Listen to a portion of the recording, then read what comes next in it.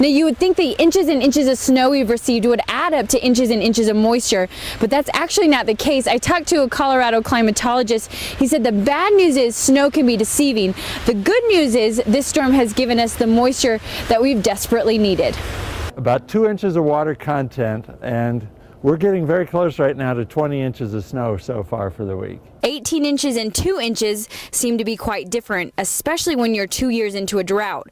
But just a couple inches of moisture actually goes a long way.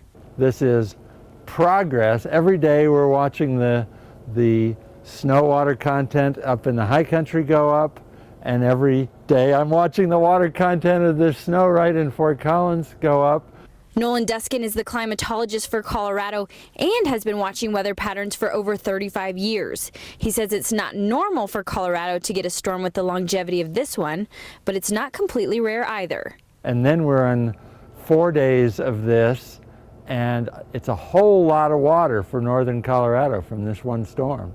As for the drought, Duskin says we're still in one, but all the snow is buying us some time. Clearly, this is a big help for this part of the state. As for water restrictions in Fort Collins, they're still in place and unfortunately likely to continue through the summer.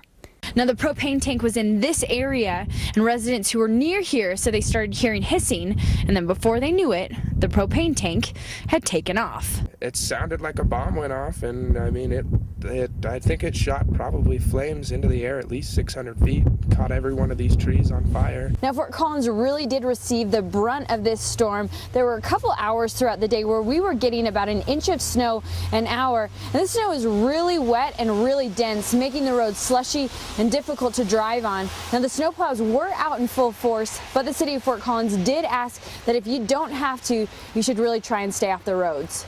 Where there used to be clouds of smoke and hazy skies is now clear. The smoke jumpers were also trying to land. The high winds created such a force that the smoke jumpers couldn't jump.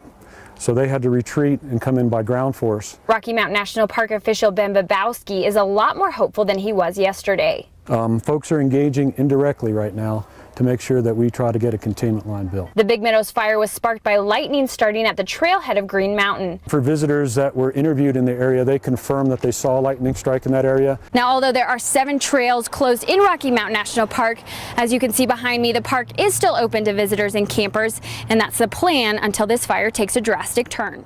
About 40 miles up the Poudre Canyon, conservationists came up here to measure the snowpack to see exactly how much water we're going to have for this next year. And the preliminary results aren't looking good. 21.5. Todd Bolt and John Fasaro, both conservationists for the NRCS, spent the day trekking through the foothills, measuring the snow. But the results are quite disappointing from years past.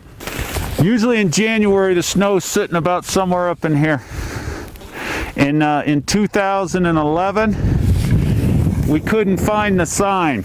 The results don't mean that we're headed for trouble quite yet, although northern Colorado will have to use its water very sparingly because Mother Nature sure isn't giving us a whole lot of moisture.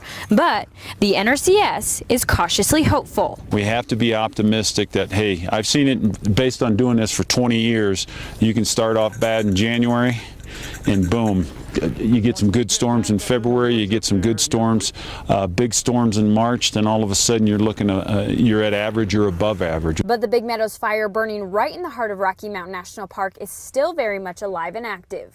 Given, again, just the extreme nature of where we are at right now with real low humidity, high winds, and the way the fire was spreading on Tuesday. An infrared helicopter that flew over the fire last night shed some light on the estimated 600-acre fire, showing that it's actually only about 300 acres, which is good news for those fighting this fire. So that is smaller than we initially thought. Type 1, 2, and 3 helicopters have been ordered because the fire has the potential to move quickly because the terrain is 90% beetle kill.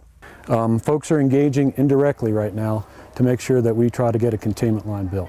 Now, where I'm standing is about 15 miles up Trail Ridge Road, which in days prior, this has been one of the best places to see this fire burn. But as you can see behind me, there isn't a whole lot of smoke that's visible. And because of the remoteness of this fire, the urgency seems a whole lot less, especially compared to the other fires that are burning in our state right now.